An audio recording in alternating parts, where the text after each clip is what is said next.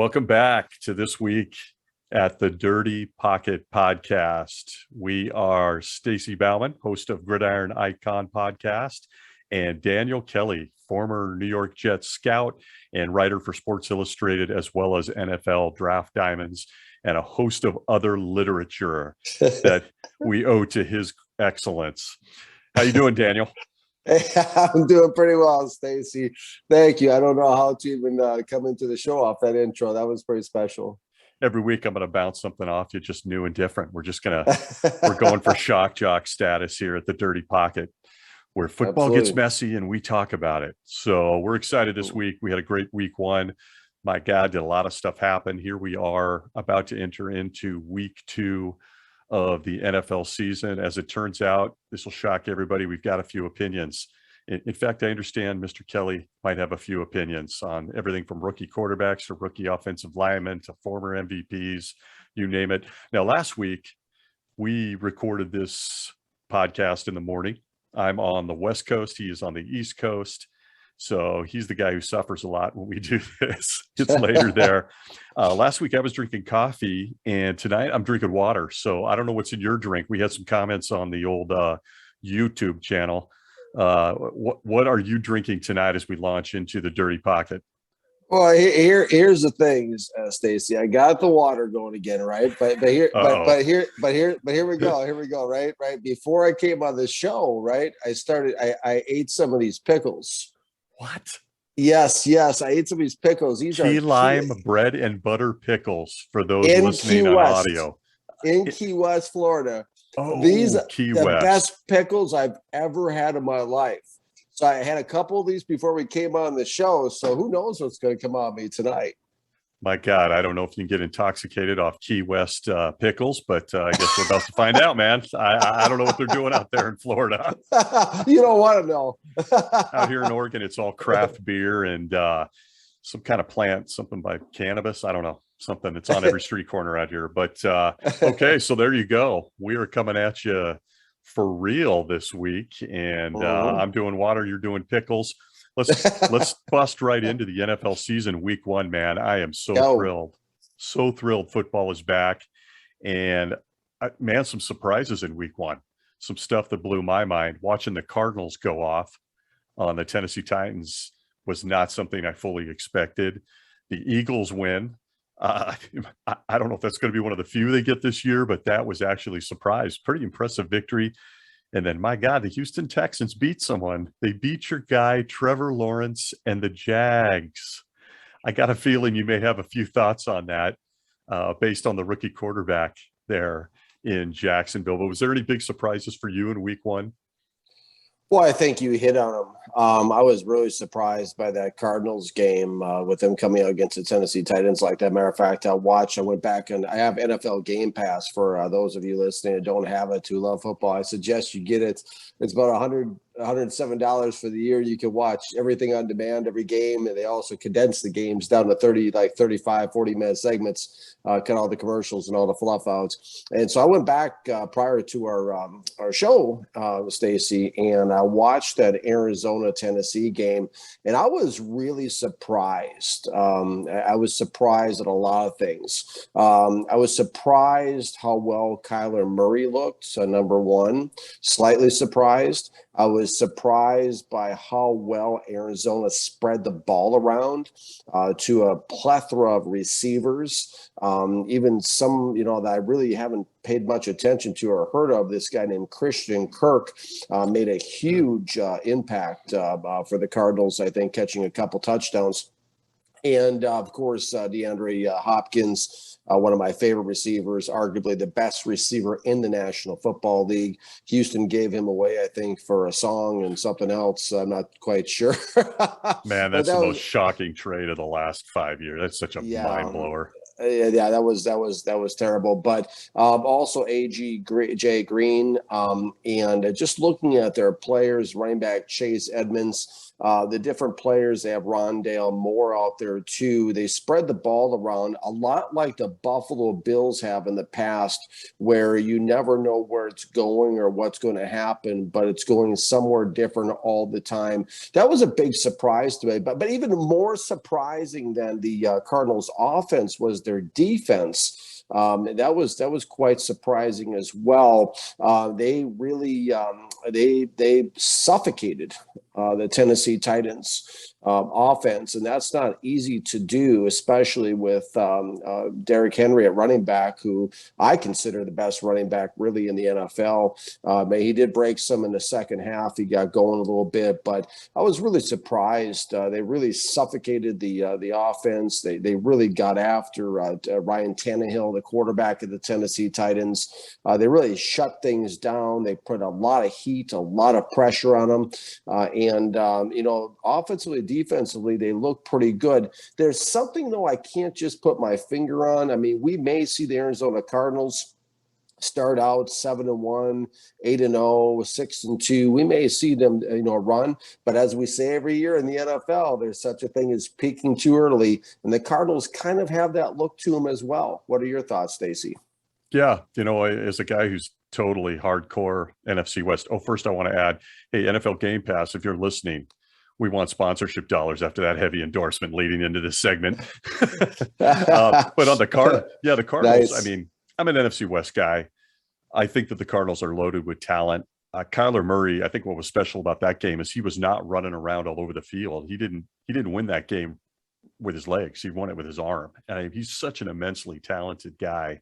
Mm-hmm. I tend to think, I'm just going to come right out and say it's a little bit fool's gold. I think they had a fantastic game where everything gelled together. They certainly have drafted well on the defensive side of the ball at linebacker with Simmons and some of the young guys that they've gotten over the last 2 years at the linebacker position. But I think their secondary is suspect. I don't know what more we can get from J.J. Watt. And then watching Chandler Jones have the game of a lifetime with 5 sacks. I don't think that's something we're necessarily going to see every week out of the Arizona Cardinals. So I think they're very talented. I think the NFC West is loaded, but I'm going to hold on, just handing them the Lombardi Trophy after week 1, after such a great game. They played amazing, and they're certainly loaded with talent, even at the running back with Chase Reynolds and Connor. They look good. I think they're going to be really tough. I was just surprised that they rolled the Titans like that. Of course, Taylor Lewan was coming back off injury after missing almost all of last year. And he came right out after the game on Instagram and said, look, I got my ass kicked and I'm going to own it. And I got a lot of respect for that. And Chandler Jones ate him for lunch, on Sunday. So yeah, I thought that the Cards looked really good. I do want to see how they're going to incorporate AJ Green into that offense. D-Hop is always money. And it really, God, I tell you what, man, it's really weird that there's no Larry Fitzgerald, number 11, out there in Arizona. That was you weird. Noticed that. Yeah. Very strange between him and Patrick Peterson missing. It's like, wow, it's a new era in Arizona. So like you, I was pretty impressed. What did you make of the Eagles, man? I did not see that coming. Devonte Smith gets his first touchdown. Hurts. I mean, is this what we should expect to see from him every Sunday? I think so. I think Jalen Hurts, I think he played a really nice game for the Philadelphia Eagles. I like what he did. When I watched the Kyler Murray with him run all over the place and ducking and dodging and, incoming linemen, linebackers and that, and making some plays, I see kind of the same type of thing with Hurts. He's able to move around nicely. He's got some mobility to him. He's a dual threat in that aspect. I mean, he's certainly not Randall Cunningham, the old Eagles quarterback by any stretch of the imagination, or a Michael Vick, who's another one that played there. But I do think he's for real. That's a sense I got. However, I'm a big Smith fan, the receiver. I liked him. He was my wide receiver 2 coming out this year in the draft. But I really, I don't know what it was, Stacey. I just couldn't really get into the game when I watched it. It just seemed like when I watched. I mean, back when there were 16 games, right? Somebody corrected me this week on social media. I said something about one of my articles. I said something about 8-8 or something like that, and they said, "Well, if you're going to be a general manager in the NFL, you should know there's 17 games." And I'm like, "Oh, that's right." Ouch.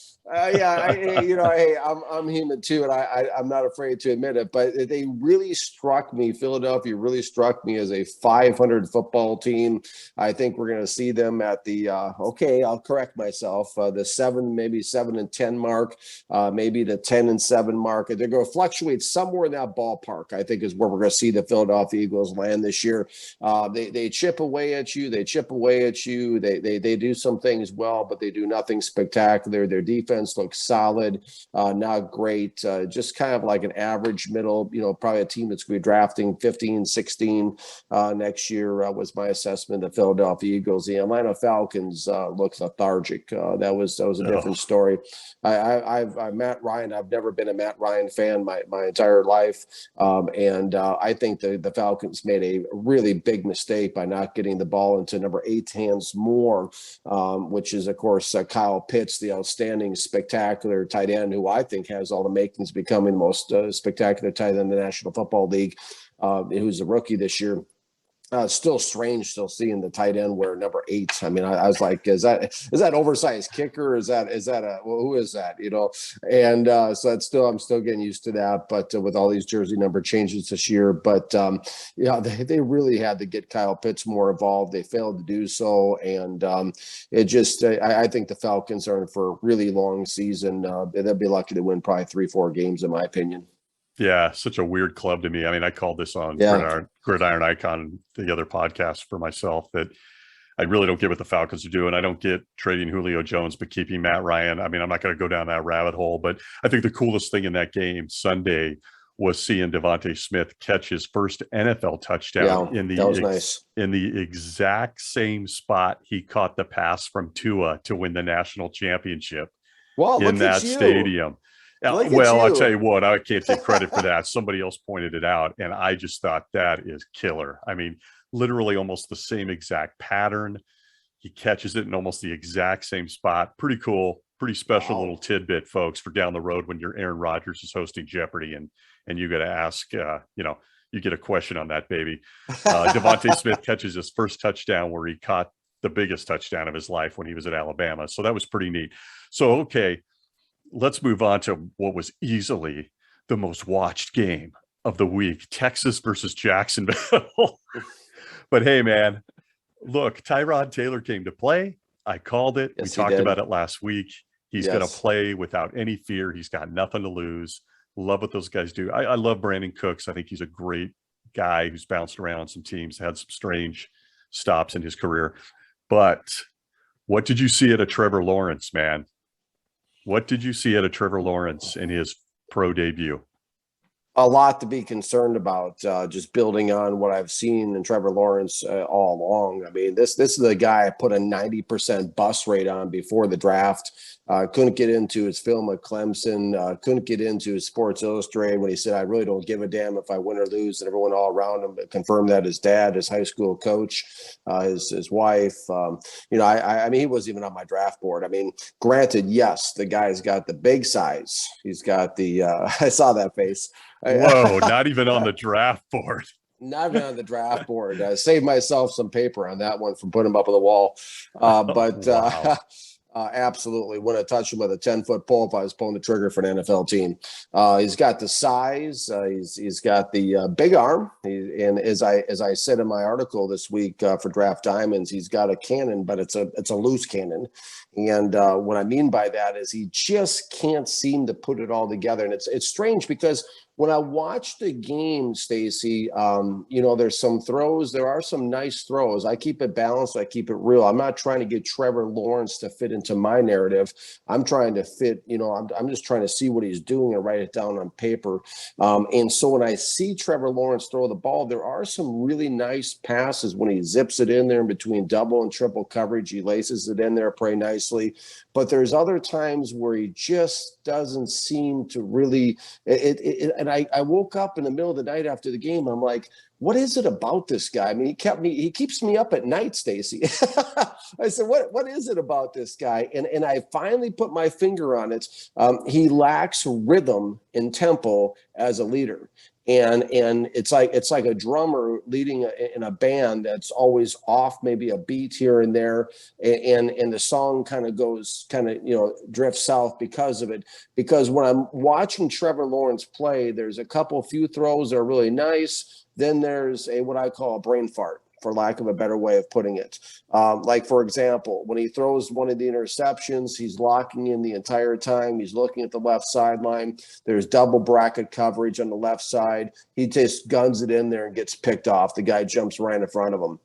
And the interception to Christian Kirksey, the linebacker of the Texans, I mean, there was really no rhyme or reason. I mean, the receiver wasn't anywhere around him hardly. And even the announcer said he just let it rip right into the guy's hands. And he just kind of fell down on his knees and just caught it right in front of him. So there's some real, and I talked to one of my guys are inside the NFL at a management level this week. And he too was like, wow, I'm concerned. And I'm concerned too, because, it's more of a confirmation for me than anything, but there are some really bad decisions he makes. And he actually flirted with 5 interceptions. There was a couple passes where he made that could have gone the other way too. One down the left sideline where the guy was slightly out of bounds. He also hit another defender in the hands. So to me, it's just like there's some real concerns. See, the problem with Trevor Lawrence is, and this is something where everybody thought I was crazy, and of course, beauty's in the eye of the beholder, right? But people thought I was nuts prior to the draft. But when I looked at Trevor Lawrence, here's what I saw. I saw a guy who did 2 things really well. He threw a lot of short passes well, and of course, he led the nation in the short little screen passes last year, in 87 of them, according to PFF College.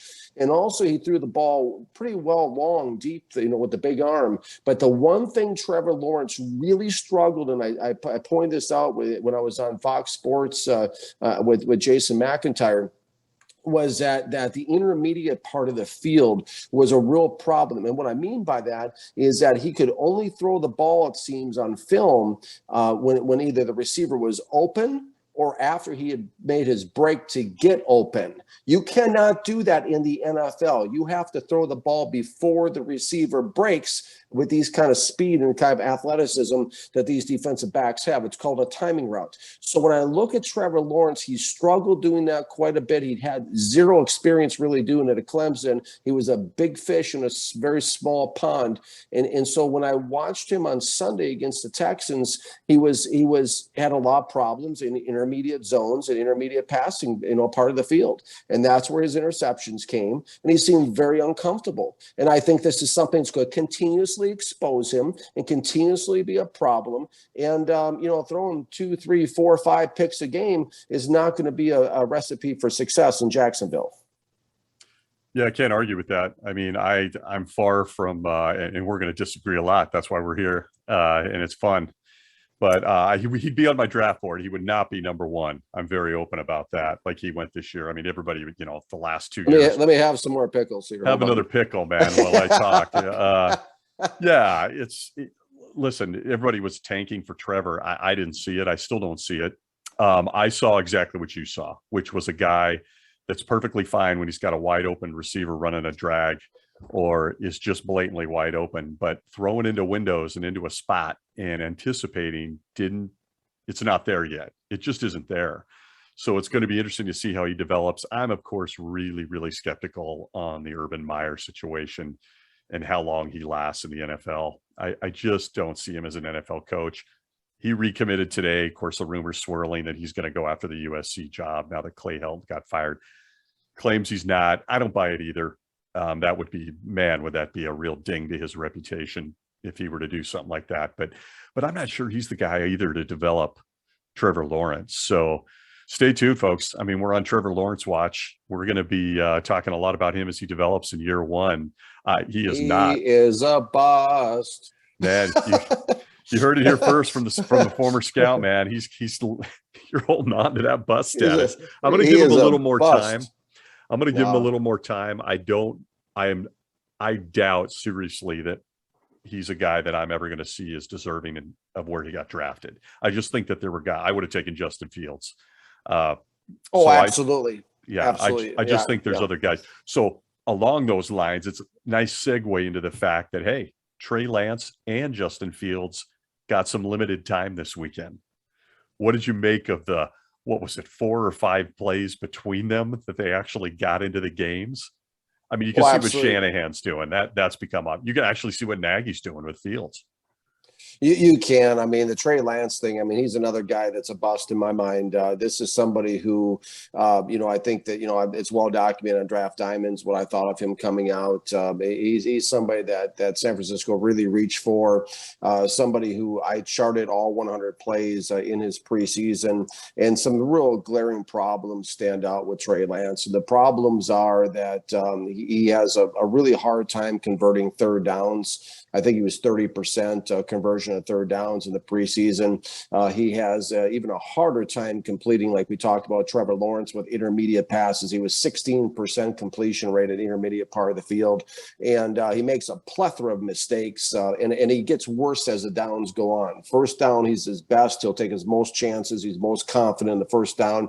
Second down, he starts to lose his confidence. Third downs, he's atrocious. And that's where third downs, where all the interceptions are coming, where the fumbles in the pocket are coming, when he gets careless with the ball. It just feels like his confidence just kind of goes downhill like this, first, second, and third down. So what Kyle Shanahan's done, I mean, to preserve his reputation in San Francisco, is he's built this Trey Lance package where he just kind of interjects this guy here and there. Listen, when you're giving up, I mean, when you're drafting a guy, first of all, in the top 5, okay, it's a franchise quarterback situation. I mean, I don't think, obviously I don't agree with the Zach Wilson, pick in New York with my old team. I don't agree with the Trevor Lawrence pick, and I don't agree with the Trey Lance pick whatsoever. All 3, I think, are going to bust.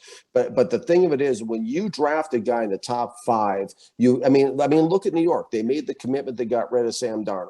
Look at Jacksonville. They got rid of Gardner Minshew. They made the commitment to Trevor Lawrence. San Francisco's keeping Jimmy G around, Jimmy Garoppolo. They're keeping him around. They're not making the commitment. Kyle Shanahan's talking with his mouth, trying to build him up, but the actions are not there. He's keeping his veteran security blanket in Jimmy G, and he's developing this system where he can bring in Trey Lance here and there and sprinkle him in. He'll continue to do this, but at some point, Trey Lance is going to be exposed. He's going to have to play. Now, back to your point on Sunday, what happened with Trey Lance is he came in. It was, he had a couple of little runs. He's not Michael Vick. He's not Randall Cunningham. He's not going to, he's not going to do those kind of things on his feet. He's basically, they traded 3 number 1 draft picks, Stacey, for a glorified option quarterback. That's really what's happened here. And he's coming in the game and he's throwing the little touchdown pass to Sherfield, who's his guy. That's the receiver he connects best with, did in the preseason as well. But he made a couple other runs. But that's a problem. On to Justin Fields. I love Justin Fields. Justin Fields was my QB1 in the draft. Mac Jones is my QB2, and more on him later. But Justin Fields, I don't know what's going on there, really, to be honest with you. Why they're playing Andy Dalton is a mystery to me. I mean, your team, the Rams, absolutely drilled the Bears last weekend, 34-14. And we saw what Andy Dalton was last year. There's people in the league that have talked to me about Andy Dalton. I mean, it's just a mistake. Justin Fields can lead the Chicago Bears to the playoffs. It's that simple. And so Fields is not one of these guys you have to sprinkle in here and there. Justin Fields is going to be one of the most dynamic quarterbacks in the National Football League. He can start today, and eventually he's going to start. My fear for Chicago is they're going to wait until they're 1-4, 2-6, and then they'll be like, okay, let's throw in Fields and see what he can do here. That's not fair. He should be starting now, especially after the last throw in the preseason he made. There's very few quarterbacks in the National Football League, period, that can make that awesome throw that he made, in the last preseason finale against, I think it was Tennessee, right? But he's not starting yet. So I think that, it's just a matter of time for Fields in Chicago. But yeah, that's my thoughts on Trey Lance and Justin Fields. You? Yeah, well, after 1 week, it's hard to argue with that. The Trey Lance thing looked like it was nothing but RPO packages designed for him to make one of 2 decisions. hand off or run with it. And Justin Fields, you could just see, is a fantastic athlete. I actually got worried in that game when he came in, like, oh, okay. And I tell you what, if Nagy waits too long to pop Justin Fields into this game, if they get hammered again this weekend and he doesn't start Fields in the third game, his job's in trouble.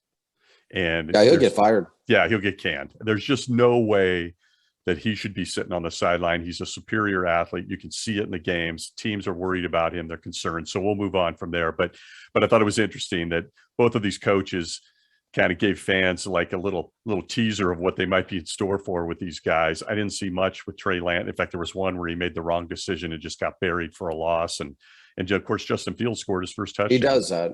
He does that.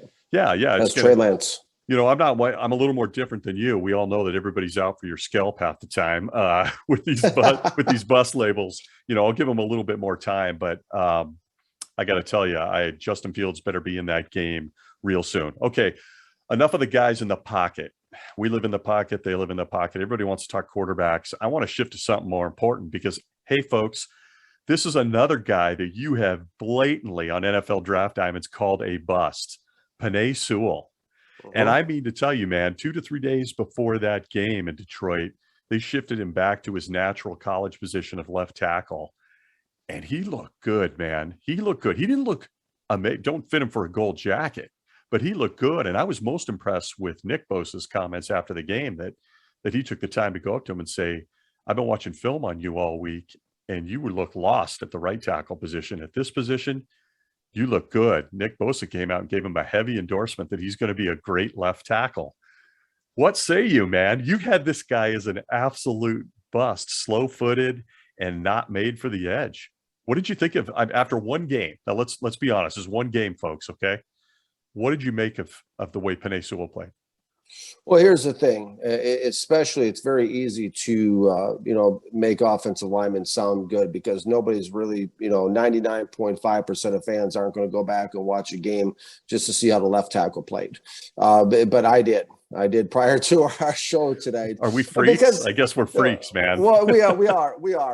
But I went back and I watched the tape because, because I did come out and say, listen, this guy is going to give up, when I said, my article prior to the game, I said, at right tackle, he's going to give up 1 to 3 sacks per game is what I said. And that's going to, become a bust.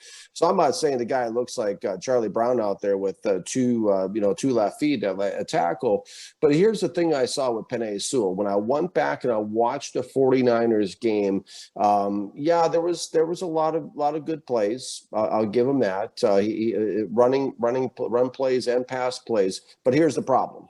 Okay, here's the problem. Everyone, turn up your show a little bit to get that dial and adjust it a little bit higher. Here it comes, folks. Here's the problem. Okay, I counted this stuff because I'm held accountable. Trust me, I get hundreds of notifications on Facebook a day. I am held accountable to this standard. So I have to respond to it. So what I counted 4 times that Penney Sewell opened the front door and gave up pressure inside. Okay. Now this is something he does. He doesn't have the feet that he needs to have. Now he's able to do a lot of things on the feet, but they were able to get in. The guys were able to get inside the front door, which I said in my article would be a problem. And one time the defender slipped inside right inside, that when I say front door, I mean the front side of the pocket, right? That gap right there by the left tackle. Well, the guy was able to slip inside and blow up a big running play in the backfield. Okay. There's another time he put Nick Bosa put Penney Sewell on skates. He put him on skates. I remember that play. I had a feeling you were going to bring that one up. Absolutely. He pushed Penney Sewell around like he was a rag doll. He drove him back into Goff, and Goff had to slide out as a result. And then Bosa came off the block and got in on the sack.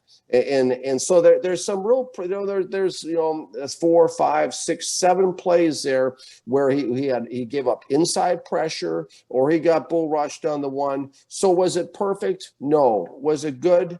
Was it better than expected? Yes.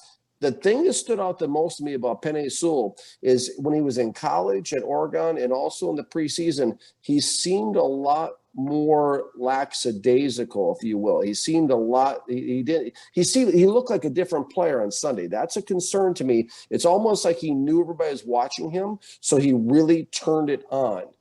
That's not the Penney Sewell I saw in college. That's not the Penney Sewell I saw it all in the preseason when he was getting embarrassed. But this game, he played a little bit. It seemed like a little bit harder, and those type of players are always a concern for me. So okay, the Penney Sewell watch is not over.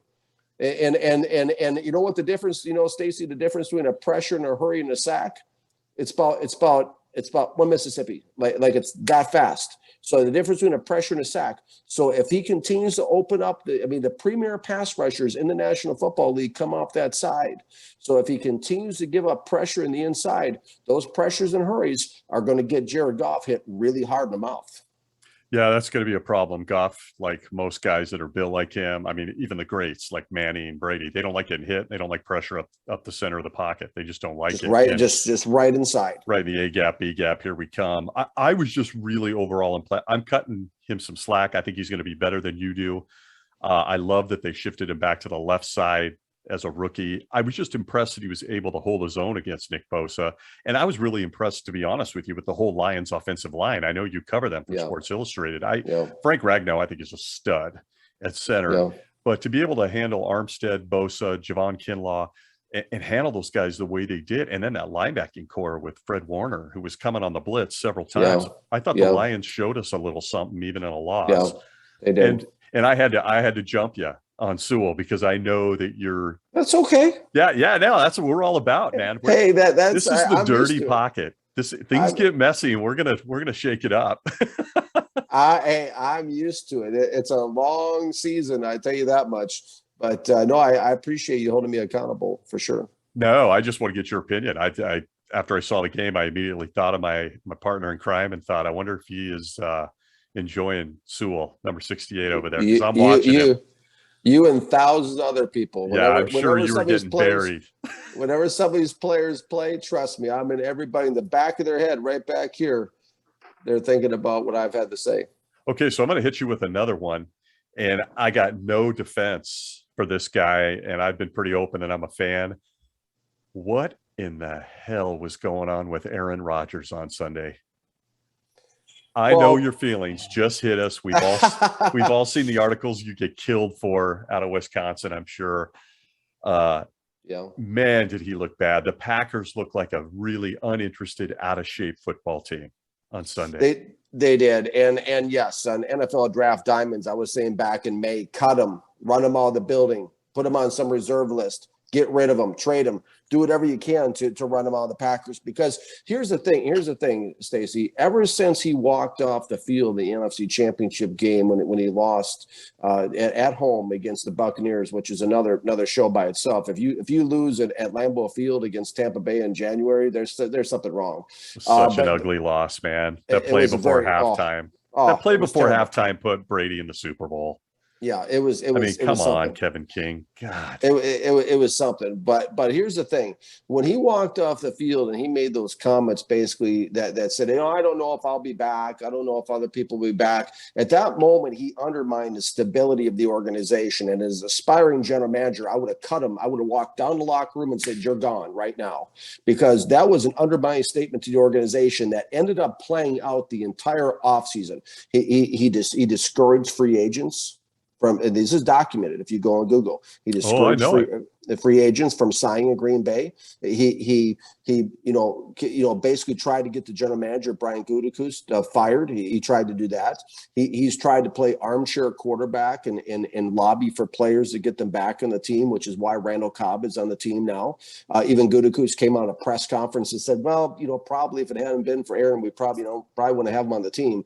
So he thinks he's entitled to have a voice in the building. Listen, either you're invited invited to the table or you're not. Just because you play in a team doesn't mean you all of a sudden are the assistant general manager of the team, or you all of a sudden have this God-given right to have input and give your input. And when the team doesn't do it, then you cry and whine and use the media to try to make the organization look bad the way Aaron Rodgers has. It has been a colossal mess to the point where I came out with 2 articles in May, like I said, and said, listen, cut this guy, get rid of him, because he's become a problem. Now, flash forward, okay, so he comes back, and of course, he comes on the TV and Fox, before the game, he sits down with the Fox reporter, and, he's and he goes on a soapbox, like he just came off a sabbatical in the forest or something, and he comes on the screen.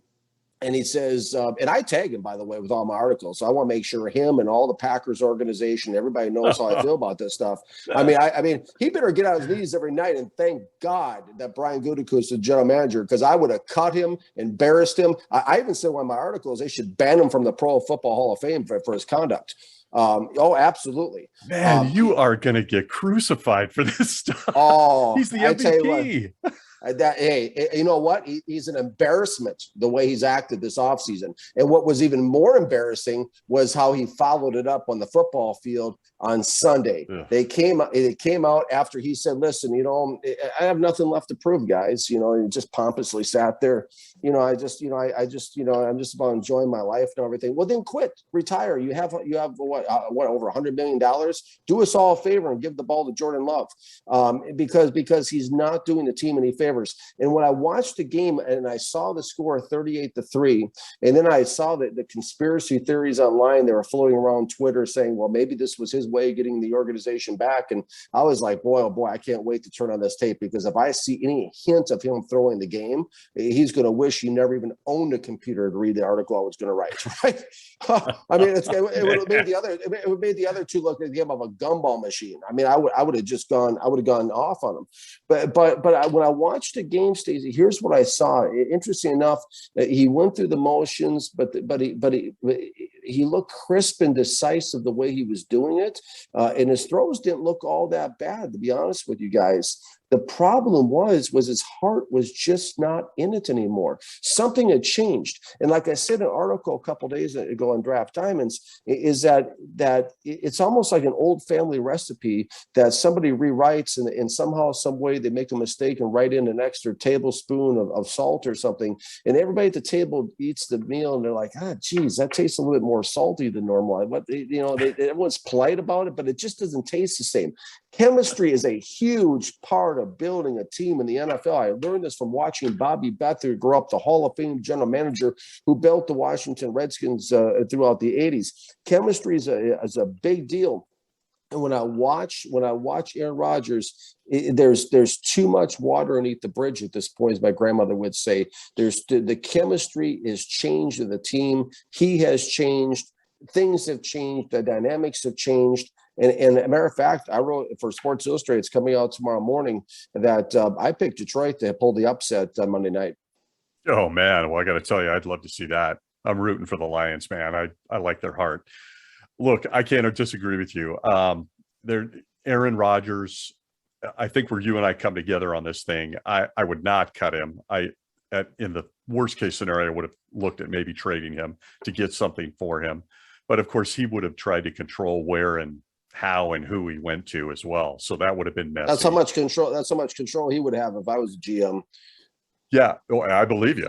I think anyone who reads your stuff believes you. I mean, I think it's just such a bizarre and unique situation, because you get the feeling he's looking at Brady, what Brady did. He got out from under Belichick and Kraft. He goes to Tampa. He can't spell Tom Brady. Well, I think Rodgers is 100 times more physically talented than Tom Brady, but Tom Brady's won 7 Super Bowls. End of argument. Even I can't argue it, whether I love the guy or not. But you think he's looking at this situation with Brady where he's bringing in guys like Antonio Brown, and people are camping at his house and hanging out and training with him. And I think Rodgers wants a piece of that. I think he all but said it when he came back to the team during training camp. And it's just to your point, it's such a weird situation in Green Bay, because it's unlike any other team. It's fan owned. It's in a very small market. It has arguably the deepest tradition outside of maybe the Chicago Bears, going back in NFL history, the Steelers, some of these. And it's a weird situation. Here's where you and I think are starting to agree. I'm concerned about the mental aspect. I saw a guy that's lost weight. He looks a lot leaner to me.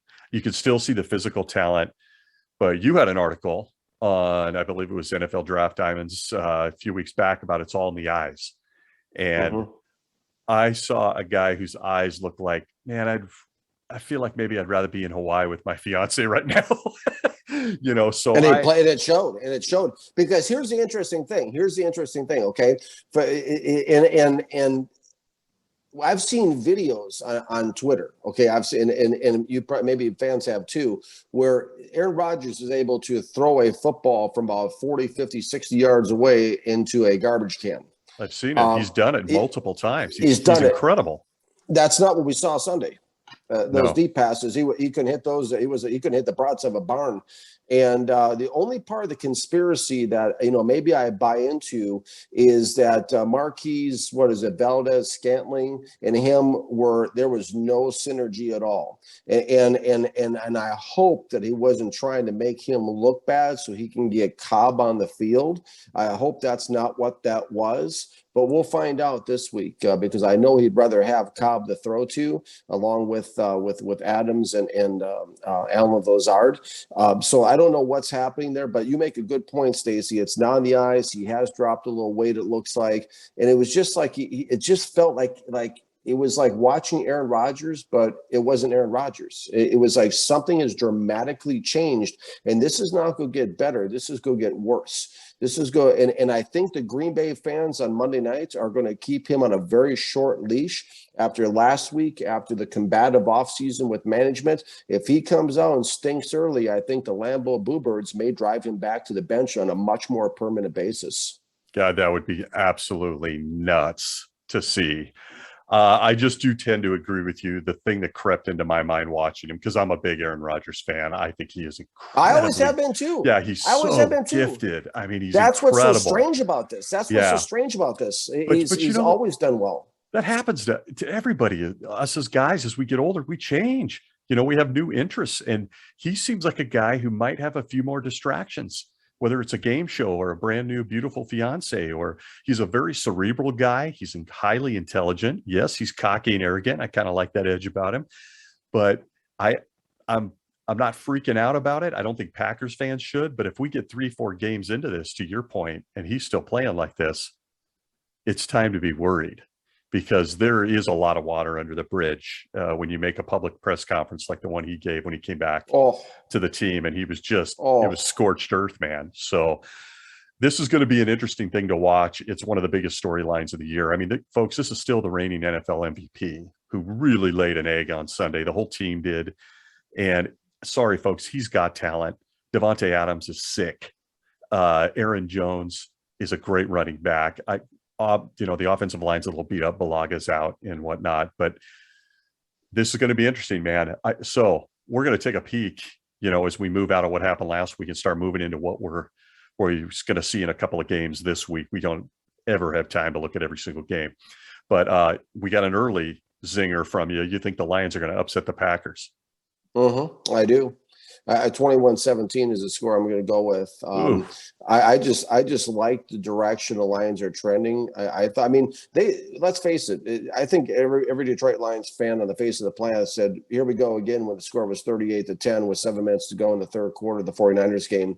But all of a sudden they came back and made a game of it, and also actually closed it out to be within one score, 8 points, 41-33. I like the direction the Lions are trending. I like the fight and the resilience that Dan Campbell is instilling in that team, it seems like, with that old school, we're going to break their kneecaps mentality.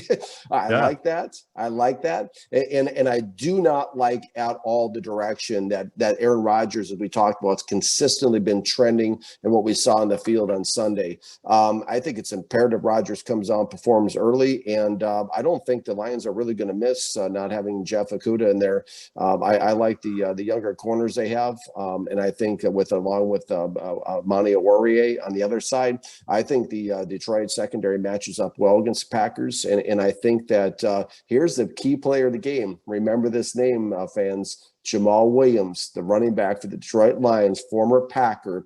He is a physical, he's got an emotional edge to him. And trust you and me on Monday night, if Dan Campbell's as smart as I think he is, he's going to hand the rock to Williams 25, 30, 35 times and let him control the clock, get jazzed up, get the entire offense jazzed up, and keep Rodgers and the Packers offense off the field. But I just see this being a game where the Packers are going to be left scratching their heads. And I think Jordan Love, we may see him start as early as week 3.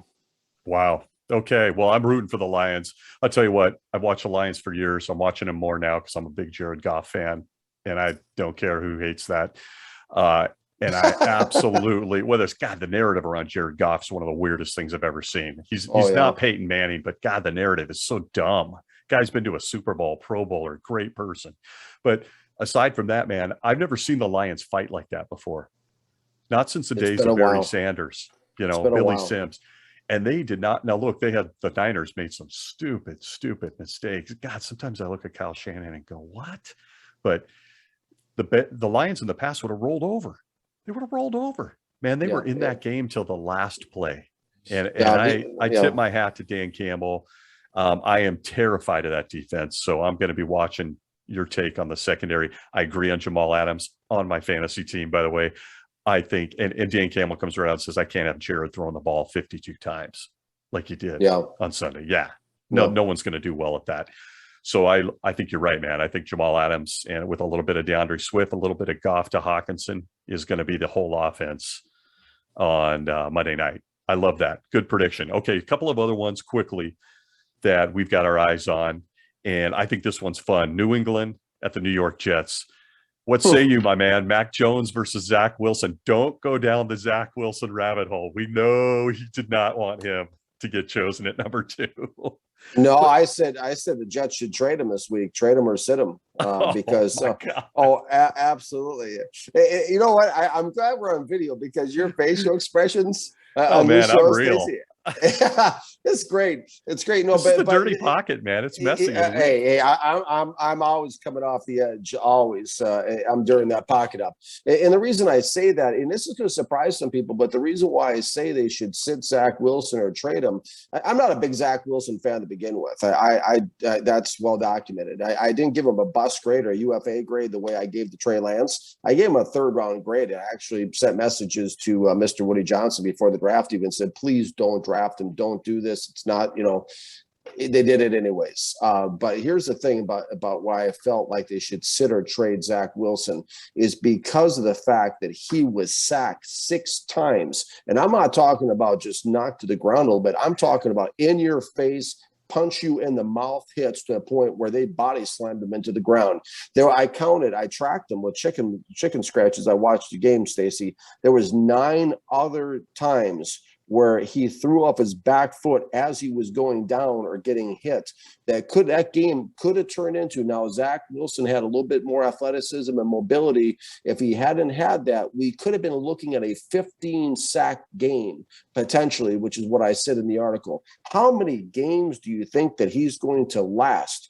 Even if it's 6 sacks a game, he's on pace. So somebody corrected me. This is where they corrected me too, where I said 16 game season. I did the math. They said, well, as aspiring general manager, 17 games. Okay, worse yet, we're looking at a potential 102 sack season, and I mean they're going to carry him off in pieces. That's the David Carr thing in Houston thing all over again. David Carr, he was sacked 72 times, and we know how that turned out, or 76 times rather. So back in 2002. So the Zach Wilson thing, that's why I said they should sit him. If they cared at all about him whatsoever, they would at least sit him or try to trade him in for another day, because the Jets don't have a supporting supporting cast. The JETS, like my hat, they don't have a supporting cast around Zach Wilson. They did not need to make this move. They could have traded that pick at number 2, just like San Francisco. They could have been the trade partner with San Fran. Instead, Miami's got the 3 number 1s now.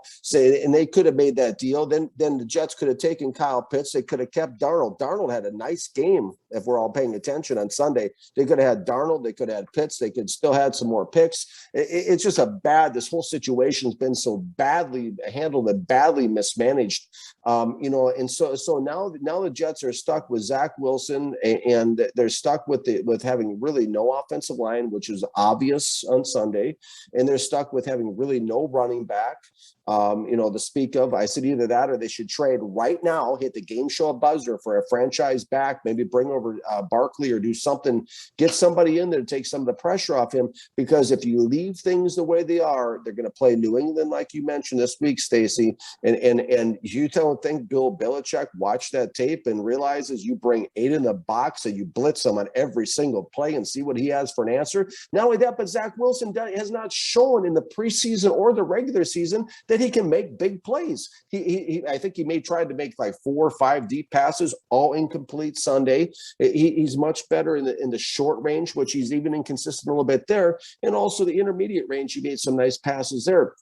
But he's not going to beat you with big plays. So what you can do is you can bring the defense in, you stack the box, and you basically dare him. You look Zach Wilson in the eyes and say, I double dare you to beat us by throwing the ball downfield. Linebackers are going to be coming off the edges. Corners are going to be coming off the edges. And I mean, it's going to be ugly. Bill Belichick is going to wreck Zach Wilson on Sunday. Wreck him. This is the guy I work with on staff. Bill Belichick. I mean, this has got to be something he it's like a dream. It's ugly. Yeah, I can't deny that. I mean, first thought is Belichick against rookie quarterbacks. Oh, Zach Wilson. Oh, you're going to get killed. No offensive line, no running game. Oh. My thoughts quickly. Mekhi Becton went down in this game. They came up into the draft and drafted the guard out of USC. You couldn't tell on that line. It looked abysmal. He has no running game. That is the curse. That's the worst thing that could happen to a rookie quarterback is no running game. I agree with you. Belichick is salivating. He's going to stack the box. He's got the corners to play man and Gilmore and JC Jackson. And he's going to go, hey, little man, take your best shot. And he's probably going to get killed. I expect this to be really ugly on Sunday. And I really, unlike you, I think Zach Wilson's going to develop. I see a little Brett Favre, a little Jake Plummer. I can see it. He's going to have to grow, and he needs the right kind of coaching. I love what Corey Davis was doing on Sunday. Great pickup for them at the wide receiver position. I think Elijah Moore will develop. I don't think the Jets are there yet. And to your point, they better protect that young rookie against the mastermind on defense. You've worked with him. You know how intense he is. This is going to get This may be a bloodbath on Sunday. So, okay, quick score. Who do you got Sunday? Patriots, Jets. Quick score. New England Patriots. I think I know who you got winning. Oh, yeah. New England Patriots 38, New York Jets 9. I can't argue with that. I had 33-7. So I think the Jets are in for it. I think Robert Saleh is going to get baptism by fire on Sunday. So good luck, Zach Wilson. Hang in there, kid. Keep going. Here's an interesting one quickly. Minnesota Vikings versus the Arizona Cardinals, who look like world beaters, and Kyler Murray is being christened as the NFL MVP after 1 week. Is Dalvin Cook going to run wild? I'm not even going to ask you if Chandler Jones is going to get 5 more sacks. I can't see that happening. But who do you like in this game, Minnesota, Arizona, this Sunday? I mean, the Vikings are so strange. Yeah, they are. They've always been strange. I grew up in Minnesota. It's always been extremely they're strange. Just a strange, can't quite get over the hump group. Yeah, no, absolutely. And it isn't funny, everybody, to your point, Stacey, isn't funny. Every time I come out and say, somebody's a bust after 1 week, they crucify me. But on the other hand, when Kyler Murray's mentioned as a possible MVP, everyone's like, oh, yeah, after 1 week. It's kind of like a double standard. But who's paying attention? I'm sure not. Oh, maybe I am. That's for another podcast, psychology. Yeah, absolutely. Absolutely. No, I think the Cardinals as good as we think that they might be? Like we talked about, no, I don't don't think so. Kirk Cousins actually, I'm not a Kirk Cousins fan whatsoever. I couldn't wait until he left Washington. I think he's the most overrated player in the National Football League and also the most overpaid. I think it's ridiculous what Minnesota gave him. He folds under pressure every single time when a game or situation's on the line. He's a classic quarterback for the Minnesota Vikings, who are a team that's always underachieved and choked in the playoffs. That's who Kirk Cousins is. He's a fantasy football quarterback that throws big numbers when it doesn't really matter. And he's the rest of the time, he's not anything you would ever want under center when the game or the season's on the line. Just ask Washington. On last Sunday against Cincinnati, 36 out of 49, 351 yards, 2 touchdowns, 0 interceptions, surprisingly. And they actually took Cincinnati to overtime before losing 27-24. Could Minnesota give them a game? Yeah, sure they can. Will Arizona prevail? Yeah, I think so. Will it be a close game? I'm betting on it. I like Arizona. I think 23, Minnesota 17. Okay. We're going to agree on this one. I'm going to go Arizona 24, Vikings 21. I think it'll be a tight game. We're in the same ballpark then. Same ballpark. I just don't think Cousins can carry a team. I don't dislike him. I don't hate him. And that's almost worse, right? I'm ambivalent. I'm like, we'll see what happens. Dalvin Cook. If Dalvin Cook goes wild, the Cardinals will be in trouble. But I think it's all on Dalvin Cook. Oh, God, he's amazing. Player. Okay, so we're going to do some. Agree. Yeah, we agree on something, man. Yeah, he's not a bust. So quick pick'ems, no deep dive. 3 other games that caught my eye: the Las Vegas Raiders and the Pittsburgh Steelers. Who you got? Are you still used to that yet? No. It goes to your point about the people on social media. Congratulations, social media warriors, about calling an aspiring GM on 17 games. Listen to any broadcast and you're going to hear the color guys say the Oakland Raiders about 40 times and then go, oh, I forgot. Folks, it's been a 16-game schedule for a million years. We're all getting used to it. Bear with us a little bit, huh? So, no, I'm not used to it, but fire away. Las Vegas Raiders, Pittsburgh Steelers. Pittsburgh Steelers. I like the Steelers, too. I like the Steelers by probably about 10. I think the Raiders got lucky with their typical Raider gaffes. And I like Derek Carr. I question Gruden. I really like Mike Mayock, but maybe you can steal his job here at the end of this year because I think it'll be open. Nice. Nice. And then I'll have Mayock on here with me. He'll do the dirty pocket with me here. That's awesome. And we'll be trashing you as the GM of the Las Vegas Raiders. Your wife will love that. We live in Vegas. Absolutely, as we run the table. But go ahead. Okay. Here's one that's near and dear to my heart. LA Rams, Indianapolis Colts. Rams. Oh, Stafford looked good, didn't he? Yeah. Oh. Yeah, he did. A little worried about our run defense. A little worried about Raheem Morris's cover 2, bend don't break defense. But even with that, Aaron Donald decided I'm not going a game without a sack and got one there late in the game on Andy Dalton. So I like the Colts are another weird team. Sorry, Colts are another weird team.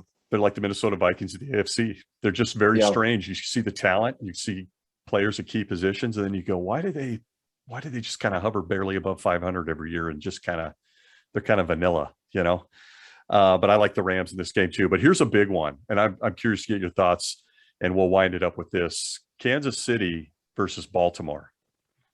What do you make of these 2 teams? That's a big game this Sunday. That's an interesting game. Yeah, it's a huge game. It's going to be a slugfest, I think. And the Ravens, there's few things in life that are worse than starting a season 0-2. It's just like it's like an abyss. It's worse than 0-8 even. 0-2 is just like you're in this whole like what do we do? Where do we go from here? And I think the Ravens are going to give it everything they have to avoid the 0-2 on this one. The Kansas City with the Chiefs. They came back nicely last week against the Cleveland Browns. And but I don't know. I think that the Ravens are going to pull this one out. I really do. Interesting. That'd be considered an upset at this point. Okay. Yeah. Very interesting. It's gonna be close. It could even go into overtime. I think the Chiefs will win it on, and I hate saying this because he's a great kid, a great guy. I think they'll win it on a Lamar Jackson mistake. I just love the guy as an athlete, but I personally think he's hit the ceiling as far as a passer goes. But I tell you, I can't stand the Chiefs defense. I know last year Tyrann Mathieu, the Honey Badger, wasn't playing, and he adds a ton to that defense just with his attitude. But Man, I don't like that defense. They looked really soft against the Browns. Outside Chris Jones too up front does an amazing job, but you're picking the upset. I think the Chiefs will squeak one out here and go to 2-0. I think the Ravens are going to be in trouble.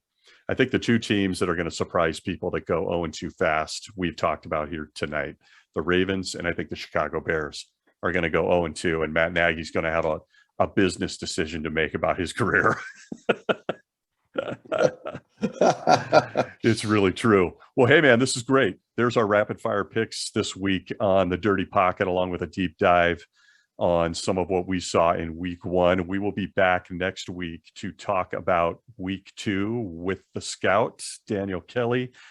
In the meantime, follow each of us on our other ventures as well. Daniel, as you know, has a fantastic book called Whatever It Takes at whateverittakesbook.com, and is a writer covering the Detroit Lions for Sports Illustrated, as well as a writer on NFL Draft Diamonds, where he gives very controversial takes on football. Go read. And you can find me at gridironicon.com. I'm host of the Gridiron Icon podcast. But we love having you here. Join us here, subscribe, follow us. We are the Dirty Pocket, just two guys coming together to talk all about the good stuff, the bad stuff, and the ugly stuff week in and week out in the NFL. My friend, thank you. Enjoy this weekend, and I will see you next week. Sounds good. I'm going to go back and have some more pickles. Oh, my God, he's going for a pickle. Sounds right, good. Enjoy the games, everybody. Thank you for listening. I'm going for something over 21. We'll see you next week. Sounds good. Take care. Bye-bye.